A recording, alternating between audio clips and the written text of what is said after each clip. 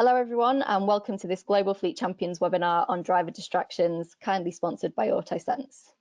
If you're new to our webinars, Global Fleet Champions is a partnership campaign administered by Brake, the road safety charity, to prevent deaths, injuries and pollution caused by vehicles driven for work. To learn more about the work that we do and to access fleet safety resources and more events, please visit globalfleetchampions.org. And our webinar today looks at eliminating driver distractions. We've got three fantastic speakers who will be discussing what can distract us when we're driving, the psychology of distraction, and some of the measures that you can implement as well. So a huge thank you to the sponsor of today's webinar, AutoSense, for their support of both this webinar and also our work. We couldn't run these webinars without the support of companies like them. And I'd now like to share a short welcome message from Greg Murphy on behalf of AutoSense. Hi everyone, I'm Greg Murphy. As a road safety advocate and AutoSense ambassador, I'm really pleased to be introducing today's Global Fleet Champions webinar on eliminating driver distractions. Distraction is an extremely important road safety topic and one that we aren't really taking seriously enough. It does a lot of damage in all our communities. And as an ex-professional racing driver, you have to be focused on the road and the task of driving for 100% of the time. But it's the same no matter what vehicle you're driving or on what road you're on. As fleet operators, you are uniquely placed to help reduce potential distractions for your drivers. And today's speakers will cover a number of topics, including what can distract drivers, the psychology of distraction, and measures you can implement to reduce risk. Cheers. Hi everyone, my name's Michael Regan, or Mike Regan as most people call me. And I'd like to thank Caroline Perry from Brake for inviting me to give this part of the presentation today. This is an overview of what I'll be talking about today. I'll be giving my talk in two parts. The first part will run for about 20 minutes and the second part for about 10 minutes. And you'll see on the slide there the things I'll be talking about during part one of the talk. I wanted to start off just by introducing myself. Some of you may know me, but some of you may not. I'm the Professor of Human Factors at the Research Centre for Integrated Transport Innovation, which is a transportation research hub within the School of Civil and Environmental Engineering at the University of New South Wales here in Sydney, Australia. I'm a psychologist by background, as you can see on the slide. And I've held quite a few jobs in transportation safety, starting from my time at Vic Roads back in the 90s to my current position here at the University of New South Wales, and had a stint in France as well in transport safety. This is the centre I work at. Here are some of my research specialisations, and today I'll be delving into driver distraction and inattention, which is a topic that I've researched for many years, probably almost 20 years. Of course, as a good academic, I've written a lot of documents, and you can see here some of the books I've written with other colleagues. The most important one probably being the one at the top, which was the first book ever written on driver distraction, and then a second one on the left shortly after. And more recently, the book at the bottom, or in the book at the bottom, I talk about the future of driver distraction, and we'll say a bit about that in part two of my presentation. I just wanted to mention, apart from some other activities that I undertake, that I co-created and co-convene a biannual international conference series called Driver Distraction and Inattention. And for those of you who want to attend it, COVID permitting, it will be in Lyon, France next year in October. It would have been held as I speak in Lyon, but because of COVID-19, we've had to postpone it. And of course, there are a few other things that someone like me who works in the distraction space has done during their career. And if you want to know more about me, that's where you can find out more information. So enough about me. I just wanted to mention that some of the material that I'll be talking about in parts 1 and 2 of this presentation have been derived from 2 book chapters that I've just finished writing with a colleague Oscar Oviedo Trespalakios from Cars Q in Queensland. They're both in press, and will be published probably in the next couple of months, I'd say. So I want to start off by talking about driver distraction and what it is and its mechanisms, the psychology of it, I suppose. I just wanted to mention that driver distraction is not a new issue. It's been around since the 1930s, and as you can see there, windscreen wipers were an issue in the 20s, radios were a distraction issue in the 30s, 8-track tape players in the 70s, and mobile phones, at least for talking, in the 1980s. And really it's become a problem really in the last decade, or more of an issue, largely, as you can see, due to the proliferation of mobile phone use while driving, and the fact that there are now many applications that can be installed and things you can do with mobile phones. Driving is a complex multitask activity, and there are lots of different driving functions you can see on the slide that people perform when they drive. And what I really wanted to point out from the beginning is that the performance of all or any of those driving functions can be affected by distraction, even though we tend, as researchers, to focus more on the effects of distraction on collision avoidance and rule compliance. There have been lots of definitions cited in the road safety literature. Sadly, I'd have to say a lot of them made up on the run without a whole lot of thought. And that's problematic because it can lead to the sorts of issues that you can see on the slide there, making it difficult to compare research findings across studies, different definitions leading to different classification schemes for coding crash data, and ultimately resulting in different estimates of the role of driver distraction in crashes and critical incidents. I was part of a group of international experts on distraction that met in Berlin in 2010. And that definition at the top is the one that we came up with based on expert judgment and a detailed understanding of the literature. And in fact, that definition, as you can see, was modelled on an earlier definition by Christy Young, a colleague here in Australia, myself and Professor John Lee from the United States, that we'd coined actually in that first book that I showed you at the beginning of the lecture. And this definition, the one at the bottom mainly, is very widely cited in the literature. There are a number of key elements, I suppose, that are bound up in that definition or the assumptions that a definition like that has.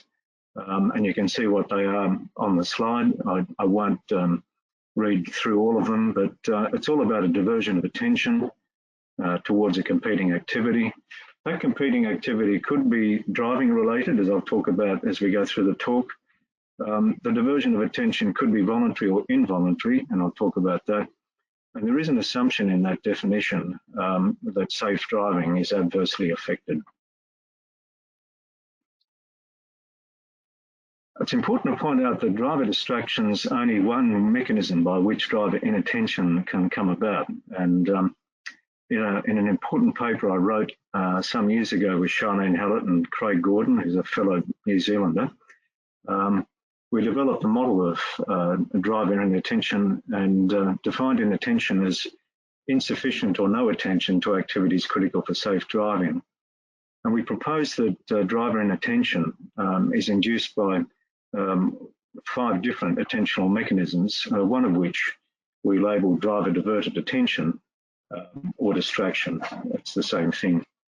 If you want to have a look at that paper, it's been used actually around the world for coding and classifying different mechanisms of inattention involvement in crashes in both the road and rail industries.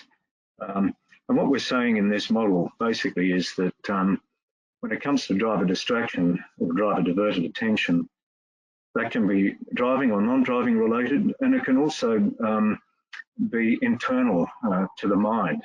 So you can have task unrelated thoughts, which are non-driving related, and task related thoughts, such as, where's the next fuel station because I'm just about out of petrol.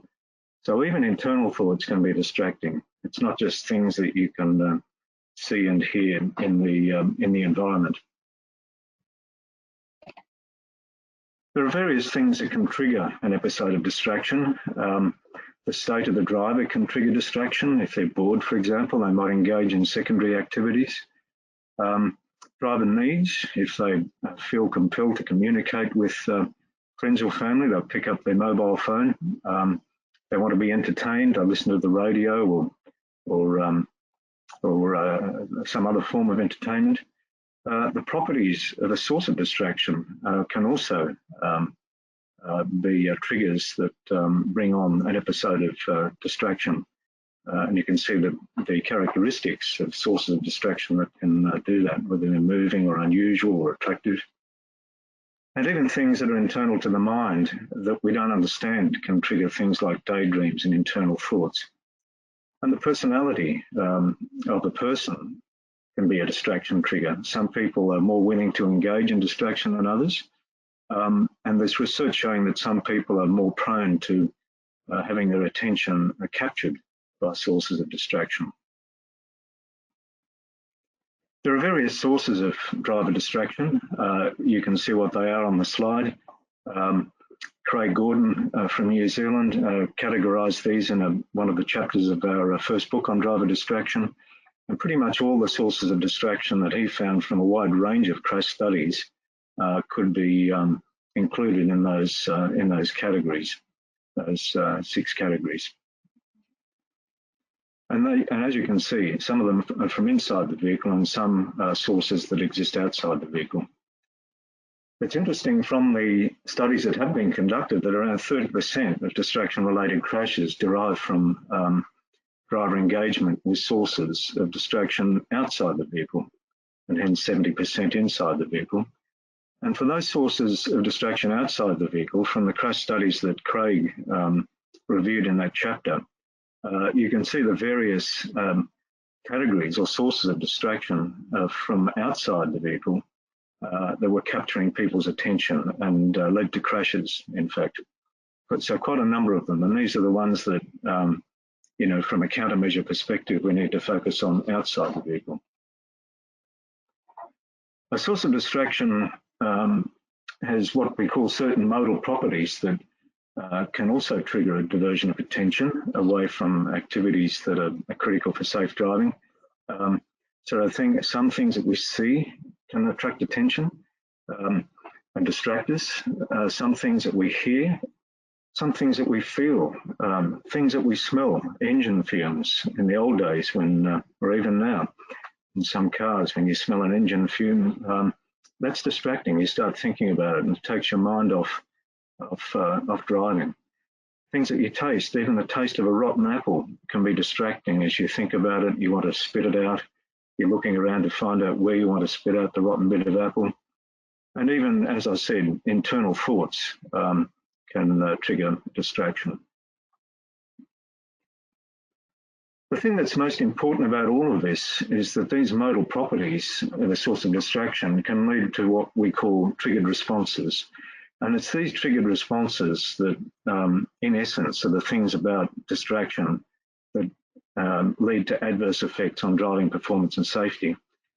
Because when we do hear things and we do think about things, it can take our eyes off the road, our mind off the road. Even when we think about things, even when we're so-called cognitively distracted, it can take our ears off the road. And so you've probably had the experience where you're thinking about something and someone says something to you and you don't even hear them because you're engaged in thought. You're cognitively distracted. And at another level, I've even seen video footage of people taking both hands off the wheel. And that can lead to, and even one hand off the wheel, of course, if you're holding a mobile phone. And that can lead to what we call physical interference with steering activities.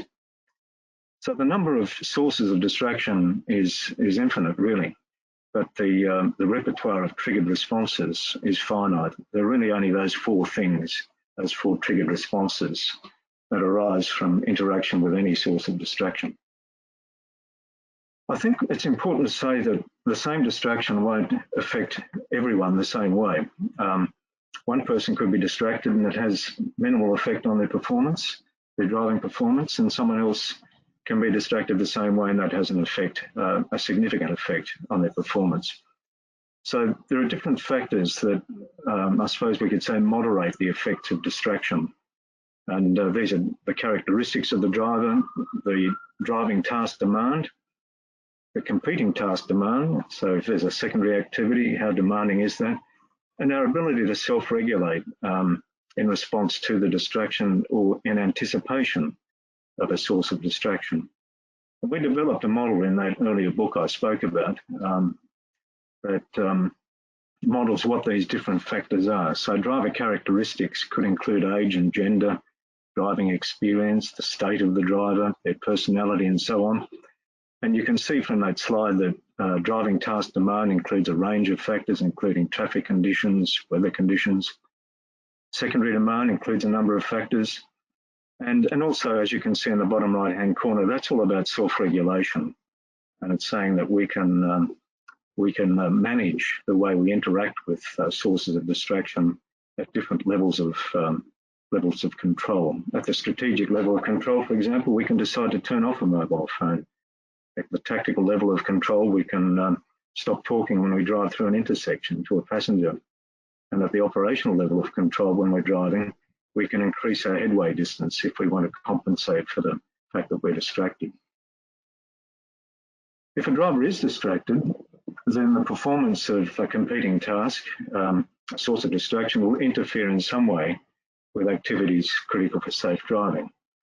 And the type of interference that is generated depends very much on the kind of triggered response that's generated by that competing activity, whether it takes the driver's eyes off the road, their mind off the road, their ears off the road, and a hand off the steering wheel. So each triggered response by itself or in combination will have an impact on driving or on activities critical for safe driving. And in addition, those four moderating factors that we talked about will also regulate the amount of interference between driving and a competing task. So what are the effects of driver distraction on driving performance? Well, if you take your mind off the road, there are a whole lot of effects that has. And when we're talking about taking your mind off the road, it could be daydreaming, it could be talking on a mobile phone, whether it's hands-free or handheld. And generally, these performance deficits, driving performance deficits that you can see, will vary depending on how vigorous that mental activity is. If you're having a very emotional conversation, for example, it's more likely that these effects will surface. And one of the ones that's particularly nasty when your mind is off the road is this mechanism of inattention blindness. So while your mind's in La La Land, a pedestrian could walk out from behind a parked car. You could look at him or her, but you don't respond, or you respond late. And what we tend to find is that when this occurs, your gaze, this issue of gaze concentration that you can see at the top of the screen occurs as well. And so you tend to lose peripheral vision. So these two factors are important mechanisms by which taking your mind off the road degrades driving performance. And you can see in terms of driving performance itself, there are lots of ways in which taking your mind off the road, so to speak, when you're cognitively distracted, can affect driving performance. I won't go through them all, but just to point out that taking your mind off the road does affect driving performance. And we've seen these findings consistently in studies that have been undertaken in driving simulators and also on test tracks. And here are some more. And the slides will become available to you after my lectures, so you can go through them in more detail. Similarly, when people take their eyes off the road, that also degrades performance in various ways. For example, it results in you missing signals. There's even gaze concentration again when you return your eyes to the road. So you look back at the road and you don't have the peripheral vision straight away that you had when your eyes were off the road. And you can see there are changes in reaction times, change blindness occurs, And you can see that driving performance is also adversely affected. I just wanted to say a few words about driver distraction and crashes. So it's not surprising, given that what we know about how distraction affects driving performance and that it can do so adversely, that people have crashes as a result. And what we know from research that's been done here in Australia as part of an in-depth crash study is that about, as you can see, around 16% of injury crashes in that study involved distraction. In the US, they collect a lot of data and found that 7.7, close to 8% of all fatal crashes involve distraction as a contributing factor. And in a recent study in Norway, similarly, 8% of all fatal crashes involve distraction as a contributing factor, with mobile phones involved in around 2 to 4% of all fatal crashes, not just of the 8%, but of all crashes. What we find is that rear-end crashes and single vehicle run-off road crashes are the two most common types of crashes, which sort of makes sense. That's partly due to the change blindness, the inattention blindness I was telling you about before in the case of rear-end crashes, and visual distraction leading predominantly to run-off road crashes. And as you can see, it's estimated that distraction accounts for around 21% of all rear-end crashes when a lead vehicle's moving, and 24% of all rear-end crashes when the lead vehicle's stopped. And that distraction might be the cause of 12 to 14% of single vehicle run-off road crashes. So it's not just fatigue and drowsiness that can cause run-off road crashes, but also distraction. We need to bear that in mind. I'll finish off part one of the talk just by talking now briefly about the effect of driver distraction on crash risk. There was a huge naturalistic driving study run in the United States recently involving 3,500 people. They had their vehicles equipped with instrumentation, including video cameras and sensor and radar. They collected about 35 million miles of continuous data on people's driving behaviour and performance. And there were 905 injury and property damage crashes. And what they found overall was that drivers were engaged in what they called observable distractions, when they could see them through video being distracted, on average for more than 50% of the driving time. As well as that, observable distractions were associated with nearly 70% of all crashes, which is much higher than what we see in police and medical reported data. And that observable distractions increase the odds of having a crash by a factor of 2. So you're twice as likely overall to have a crash if you were distracted.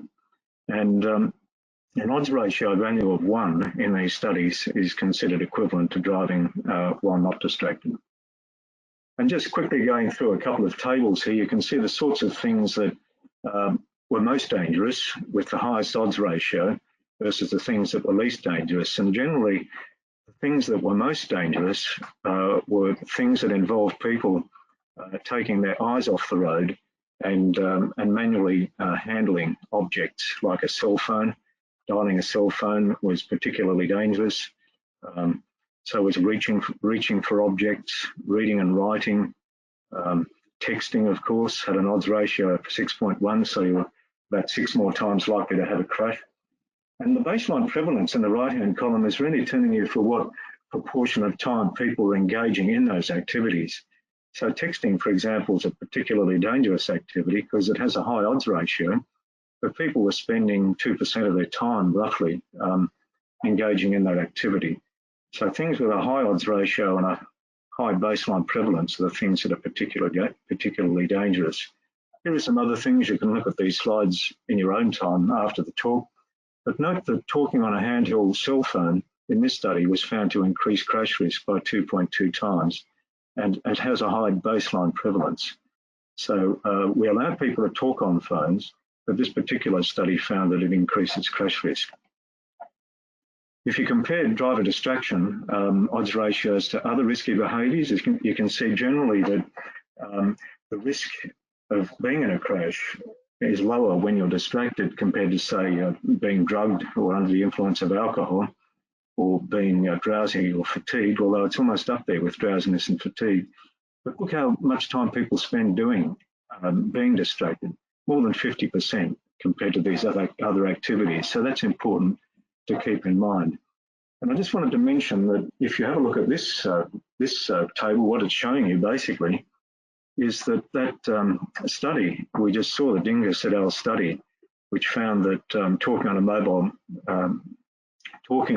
handheld mobile phone increased crash risk by 2.2 times. That compares with most other studies that have found actually that talking on a mobile phone, regardless of whether it's handheld or hands-free, doesn't increase crash risk. In fact, in one study, it appeared to reduce crash risk. And I've recently published a study, which I forgot to include here, that talks about why that might be so. So even though cognitive distraction can degrade driving performance, or talking on a phone for sure, we don't see it coming up in the odds ratios. So just to conclude, I'm running just a couple of minutes over time. To conclude part one of my talk, driver distraction is just one mechanism of driver inattention, and I hope you understand more now what it means, what it's about. Its impact is moderated by a range of factors we talked about. There's certainly converging evidence that driver distraction degrades driving performance and safety. And in some situations that I just talked about, distraction might even improve safety. And we need to understand a bit more about what might be going on in that case. In the second part of my talk, which you won't hear today, but will be available, I'll be talking about what research evidence tells us are the countermeasures to distraction, which are most likely to improve safety. So thanks for your attention. I hope you enjoyed part one of the talk. Fantastic. Yeah, kia ora koutou everyone out there in the webinar land for this webinar today. I'm Adrian Stevenson. As Caroline said, I'm a Senior Education and Advertising Advisor with Waka Kotahi, the New Zealand Transport Agency. And I'd also like to say thanks to Caroline from Break and AutoSense for organising this distraction webinar. It's a very important topic, and as we've just seen from Mike, lots of different factors involved in distraction. The team that I'm in Waka Kotahi is responsible for the design of education and advertising programs, and these programs that we utilise look to positively influence and incentivise road users within our transport system. And our National Road Safety Advertising and Education campaign's key priorities are determined by the government's road safety strategy, Road to Zero, which has a vision for New Zealand where no one is killed or seriously injured on our roads. So I'm going to go through a quick presentation with you just to share some of our current advertising and education resources we have in the distracted driving area that hopefully you could potentially utilise if you found useful. So first of all, in our advertising area, our driver distraction advertising area focuses on mobile phone use while driving. As you've heard from Mike, of course, there's so many different areas of driver distraction. When we do advertising, we have to be single-minded, obviously, and can just focus on one thing. And so we focus with one that's quite a high distraction factor, and of course, one that can be enforced by police, which is obviously using a handheld mobile phone while you're driving. So our advertising currently targets drivers in their 20s and their 30s who use their phones while driving. And these, why we target this age group particularly, is they have grown up with mobile phones from an early age and have used them from daily, from when they wake up to when they go to sleep at night.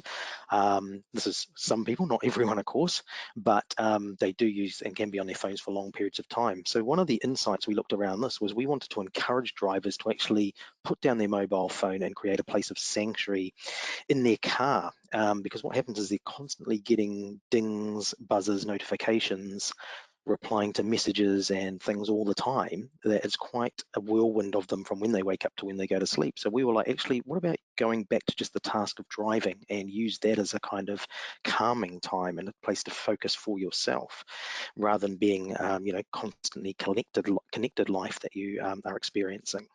And we utilised different media for this, which we started with a TV campaign very briefly for this, just on its first flight, but then it's moved into a digital and online environment in cinema, on some out-of-home advertising that we did in the car parks, for example, car parking buildings, and on radio. The campaign is tracking well with our target audience in that 20 to 30-year-old age group. We are currently, though, looking at replacing this campaign sometime around the middle of next year. If you haven't seen the ad, you can view the ad from that link there. Hopefully that will come through in the presentation to you afterwards. Otherwise, you can just go onto our advertising section on the Waka Kotahi website, and you should be able to find all of our ads there actually, but you will find our distracted driving one there.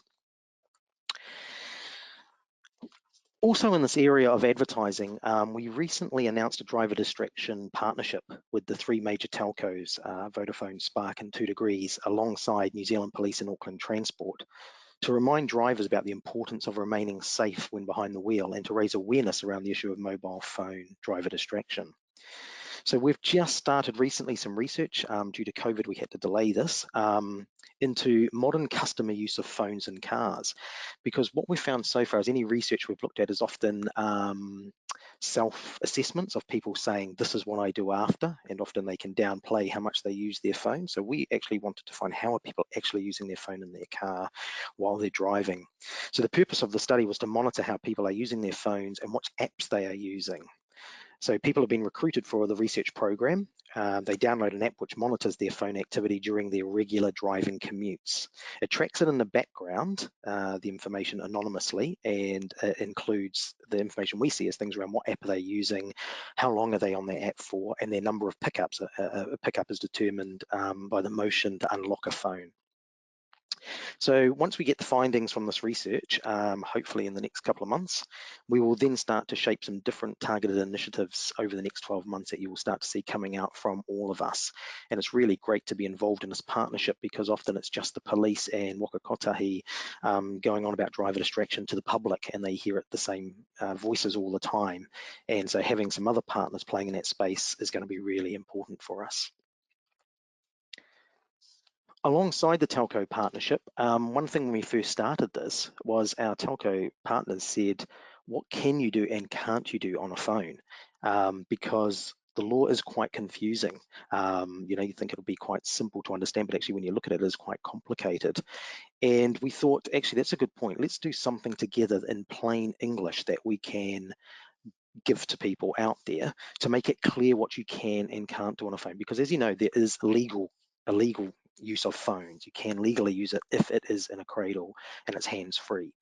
So again, one of the things we want to do was just show that difference, but also around people tell us that they think they can use the phone when they're at traffic lights, for example, or hands-free means I put it on speakerphone, but I'm still holding it in my hand, but that's okay, that's hands-free, and that's obviously not. So we want to make it clear what you can and can't do. So we put together with our telco partners a fact sheet outlining the legal mobile phone use while driving. And of course, we always start with the safest part is obviously never to use your phone at all while driving. But as we know, the reality is that phone use by drivers is commonplace in New Zealand, but many of these uses are dangerous and illegal. So again, if we kind of think of that level of control that Mike Regan was talking about a little bit, if we can get people to move to, rather than have hands held and being distracted by looking down or hiding it covertly down, into having it in a cradle, you're already taking a different level of control. But obviously we always take the stance that the best use while driving is no use of your phone. To support the initiative, we developed this fact sheet, and it is available on our website, on that link there. It covers what is legal and illegal phone use in a vehicle, what is best practice, what is hands-free, and obviously hands-free does not mean risk-free, again, touching on what Michael just spoke about. And we also talked about here best practice when you contact someone who's driving, what to do if you ring someone and you realize they are driving, which is also an important thing, because sometimes people will just carry on a conversation and they already know the person is driving. So we've included that in there as well. If we look at some of our education resources, again, they're available on our website. You can see the link there. We have a range of interactive resources on the Waka Kotahi website which you can access and use. This includes the distraction infographic, which shows the consequences of distraction when peak time crashes occur, what the biggest distractions are, and ways to avoid them when driving. And you can download this as an A4 or A3 version. There's a short animated video on mobile phones and driving, which shows risks with driving distracted, some key statistics, and provides some tips on resisting the temptation to use a mobile phone when behind the wheel. And there's also a quiz on driver distraction, and this one touches much more into other areas of distraction like the infographic does too, so not just solely mobile phones.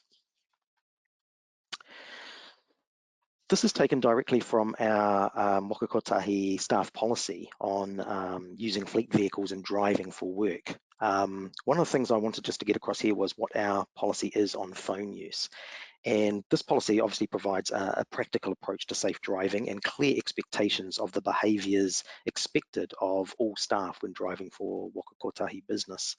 So the mobile phone information sits within the while driving section, and as you can see there states do not use your mobile phone while driving. So we cannot use our mobile phone while we're driving at all, even if we have a hands-free kit. So we must pull over and stop to make a call where practically and safe to do so. And we must also pull over when entering GPS coordinates. So it's very clear what we can and can't do in our work vehicles.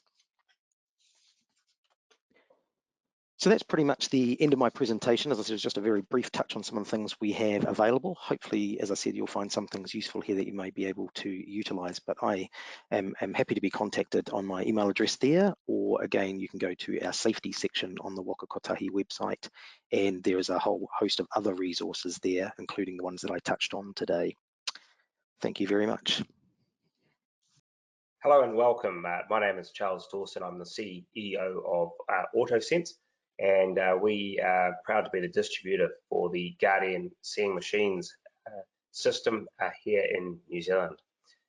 Today's webinar is on eliminating driver distraction, and I'm going to talk a little bit about how Guardian can assist in that space, i.e. using smart technology to make New Zealand and Australia's roads safer.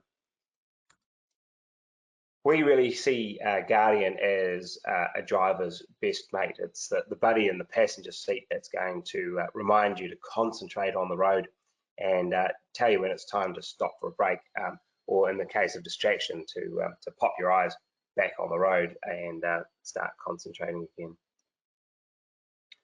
Guardian uses advanced algorithm and AI to lock onto the face and then detect both microsleep and distraction. Most importantly, when it does pick up those distraction events, Guardian intervenes by alerting the driver to the fact that they are distracted, and hopefully then we will stop a crash at that stage. I guess everyone else on the road is relying on luck if they're not concentrating on the road. So Guardian is in just over 2,900 vehicles in New Zealand and around about 30,000 vehicles worldwide. We typically see typically see 25 to 30 fatigue events every day in New Zealand, and a staggering 500 distraction events per day. So a massive amount more distraction than we do see fatigue.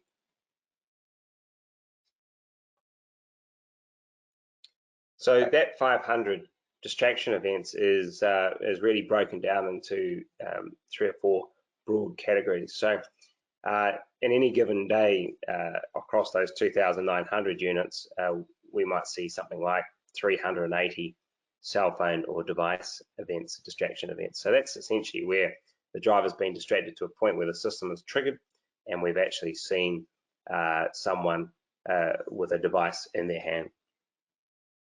What we call a notifiable event, which is essentially an event where the driver has both hands off the wheel. That's something like 20 times.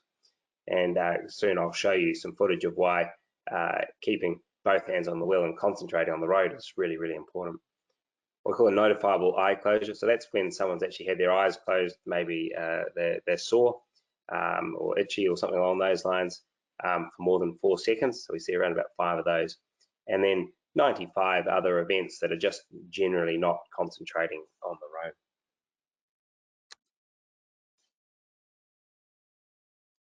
So this event was filmed in one of the vehicles that has a Guardian system in it, and you can see that this person has not responded to the alarms and things that the system has been putting to them to actually stop them from being distracted.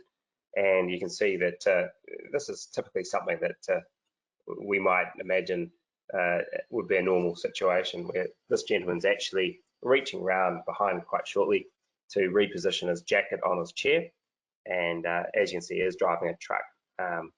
Truck starts to swerve to the right, and then he falls off the bank and unfortunately lands on the motorway. So something that's really, I guess, people would consider quite normal in their day-to-day driving, just adjusting the seat or adjusting their jacket on the seat, can cause a massive issue. So Guardian essentially is made up of what we call an in-cab sensor, so the top picture here, and this is a infrared camera that is actually focused on the driver and can see where the eyes are looking. So what we're looking for is eyes open and looking at the road, and anytime that they drift off, either the eyes closed or the eyes aren't looking at the road, then for a certain amount of time, in the case of fatigue 1.5 seconds, in the case of distraction around 4 seconds, over a certain speed threshold, this camera will trigger the system to run both the vibration motor and also an audible alarm. Essentially in cab, what we can see here is the forward-facing camera at the top here looking out the road, and the driver-facing camera, or what we call the in-cab sensor.